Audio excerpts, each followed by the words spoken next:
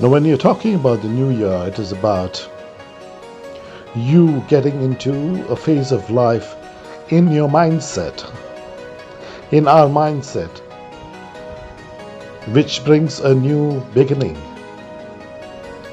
within our thinking. So we have a kind of a belief that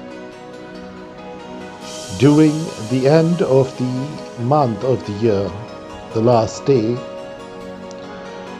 we forget about all of the problems which we had during the last year, and then try and begin a new year with a new face and a new inning. But even though the years might be according to the calendar,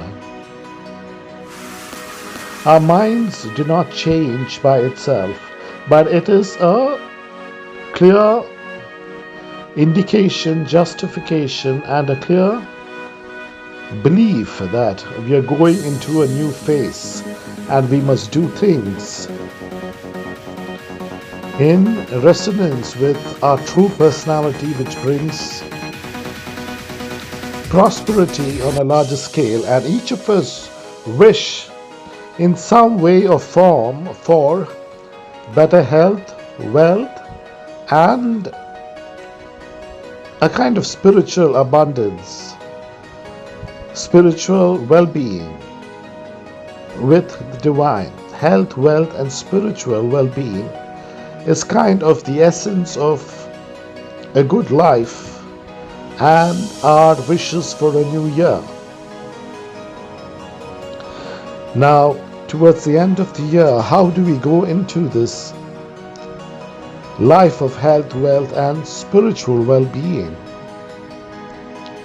I must say that there is no health, wealth, and spiritual well-being going after the cares of our bodies alone, going after our needs and wants alone.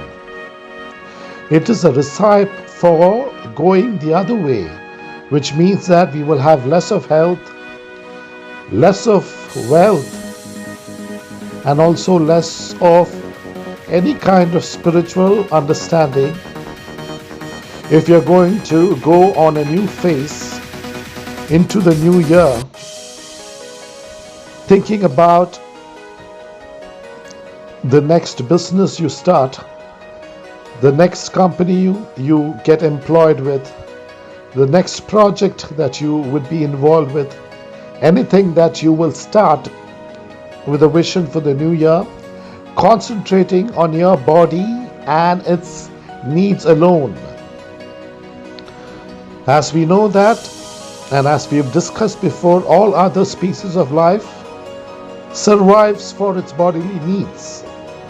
As a human, we have a better understanding in terms of our creative source within our minds, which is one with the universal energies, which brings positive creativity into the world, which sustains all life. So, your journey into health, wealth, and spiritual well-being into the new year should be going in for genuine health. How do you go in for a genuine, healthy way of life for yourself, your family, your society? What I mean, if you're going after your bodily needs, as I mentioned before, it also means it's not just your body, but it's also about your family's needs and your society's needs, keeping the focus on yourself.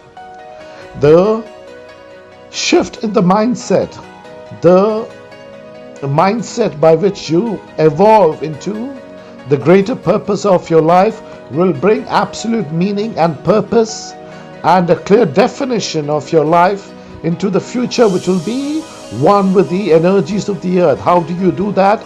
Is to move from your bodily needs from the first day of the year.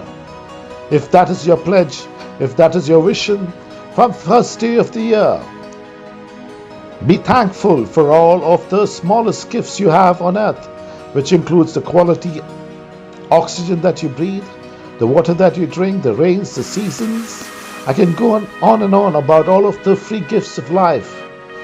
Once you start to be genuinely grateful from the core of your heart, from the core of your spirit, and from the core of what your soul is, in resonance with the universal energies, then you are no longer asking and seeking for your body.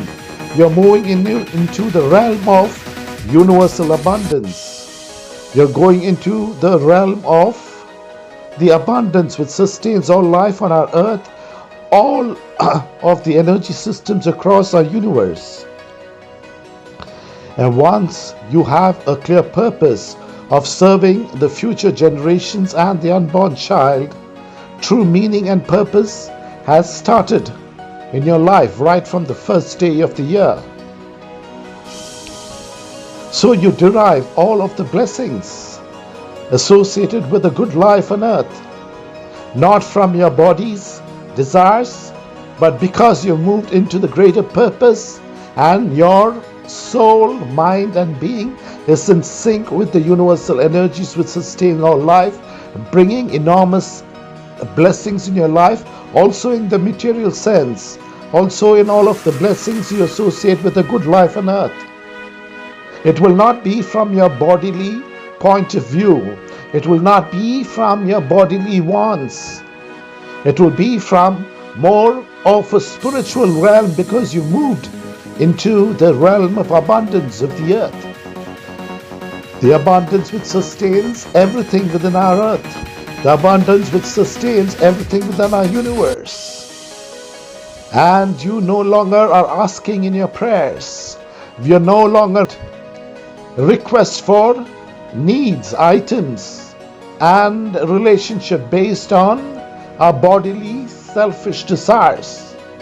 Once we move into the spiritual realm of serving the future of our world, the future of our earth, the future of the oxygen, the water, the rains, the seasons, the gravity which surrounds us, the sunlight, the ozone layer, the oceans, the seas, the mountains, the rivers, the forests, the glaciers, which brings the much needed source of water into the seas and our rivers, which brings the cycles of rains, which brings quality nourishments of food on our plates, the quality water that we drink.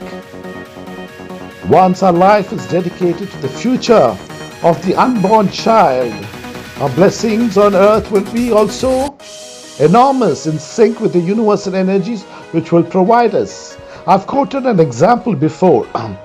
You might have wanted a house in a kind of prestigious society, or an apartment in a prestigious society within your city. But what the universal energy might give you might be one of the best farmhouses, which might be just away from the city, but it's on the border with nature, with a lake, with the sound of springs, with the joyous call of the birds while you wake up. The place where you can go running and keep your health in the best of spirits, along with nature, along with the sightseeing. I'm just giving you an example. So this will be the difference in the blessings from which you want from your human self, and the blessings given by the universal source, because you're moved into the greater purpose of serving the future of the unborn children into the world, and also the future of the smallest children in the world as of now.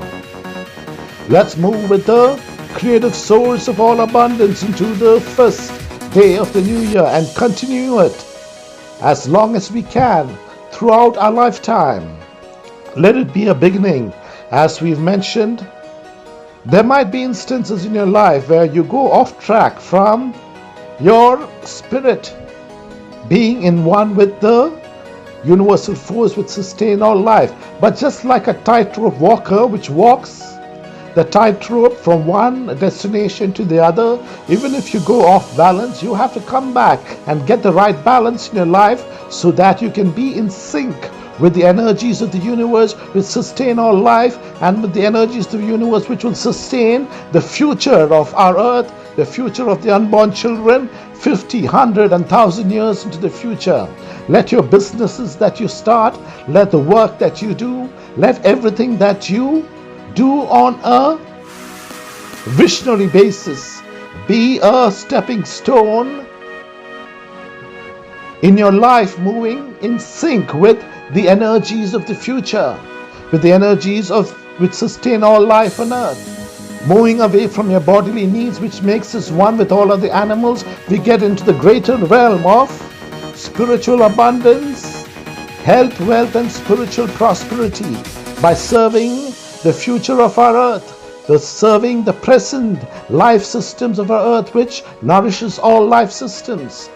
Our stories will be a part of the yesterday, today, and tomorrow. The work that you do, be it cultivating a lawn, be it a doctor, be it an engineer, be it a watchman, be it the best of surgeon, be it the best of politician, be it the greatest leaders on the earth. Once we are in dedication with our purpose, in resonance with the force of creation, in resonance with the universal source of abundance, our ideas will germinate into the future. Our ideas will not die down during our life on earth. It will germinate into the future, into much more energy. The companies, the corporates will germinate on ideas which serve the future generations of the earth. The future unborn child will be some of the greatest corporations on earth, just like the systems we use today, the Gmail, the internet, the banking systems, the apps which are going to be very useful, just like WhatsApp.